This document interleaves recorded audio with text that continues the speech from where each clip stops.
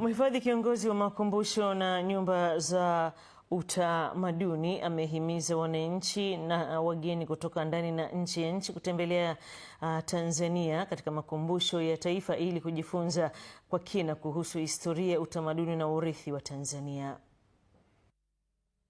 Siku ya leo imekuwa nzuri kwa sababu wamekuja tu sio kujifunza historia pekee ya Tanzania, lakini wameweza kujionea urithi mkubwa wa masalia mbalimbali tulionayo.